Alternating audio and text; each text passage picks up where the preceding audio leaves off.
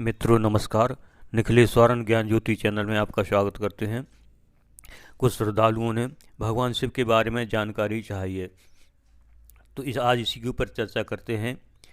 भगवान शिव एक हैं, इन्हें एक जगत गुरु के रूप में कहा जाता है। प्रत्येक नाम और गुण के प्रयोजन हैं। अज्ञानतावश हम इसे समझ नहीं पाते या हमें सही तरीके से बताने वाला कोई मार्गदर्शक नहीं मिला। यहाँ मैं शिव के जो नाम हैं जैसे पशुपति, मृत्युंजय, रुद्र, महेश्वर, आसुदेव, इनके बारे में थोड़ी सी चर्चा कर रहा हूँ। इसे आप समझें और इससे मिलने वाले फल को से आप लाभान्वित हों। पहला आता है शिव। यह नाम भक्तों के लिए त्रिताप को नाश करने वाला होता है। यह आध्यात्मिक के रूप से कह रहा हूँ। फिर पशुपति नाम आता है भगवान शिव के बारे में जो कहते हैं, तो पशुपति का किसी पशु के मालिक नहीं है। पशुपति का अध्यात्म इसका अर्थ है कि जीवन में जो हमारा जीवन अज्ञानता पशुवत है, उस अज्ञानता को हटा करके यह ज्ञान देने वाले और मुक्ति देने वाले, इसलिए इन्हें पशुपति कहा है। मृत्युंजय नाम इनका आता है। यह आकाट्य सत्य है कि मृत्यु को कोई जीत नहीं सकता, लेकिन शिव ने मृत्यु को भी पराजित किया है, इसलिए मृत्युंजय नाम इनका कहते हैं। महेश्वर नाम आता है, तो वेदों के आदि में ओमकार रूप तथा वेदांत में निर्गुण रूप से महिमा मंडित हैं। देवताओं में प्रधान होने के कारण भी यह महेश्वर कहे जाते हैं। आगे नाम आता है रुद्र। समस्त कारणों को नाश करने वाले, दुखों को दूर करने वाले और सभी भक्तों को सुख देने वाले और जो भी परेशानियां उनको तत्क्षण नष्ट करने वाले, यह रुद्र रूप कहे गए हैं। आशुतोष आनंदित और उल्लासित स्वरूप है, कारण आशुतोष कहलाया। स्फटिक की पूजा करने से, स्फटिक का जो शिवलिंग है उसकी पूजा करने से शिव शक्ति, जिससे अर्धनारीश्वर कहा गया, उसकी पूजा संपन्न की जाती है। अब पूजन में ध्यान देने योग्य जो बात हैं उसके ऊपर थोड़ी सी चर्चा करता हूँ कि शिव पूजन में स्नान करके लांगदार धोती पहनना चाहिए और तहमद लपेट करके नहीं रखना चाहिए। गणपति गौरी की पूजा भी करनी चाहिए।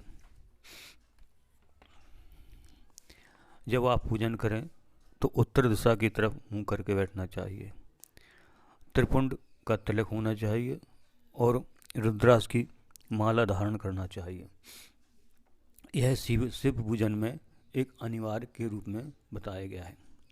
जब आप पूजन करें तो भगवान शिव को गंगा जल से, दूध से, दही से, पंचामृत से, शहद से, जैसी आपकी व्यवस्था हो वैसा उनका अभिषेक करें, तिलक लगाएं और माला इत्यादि जो भी उपलब्ध है उनको चढ़ाएं और बेलपत्र को उल्टा करके चढ़ाना चाहिए।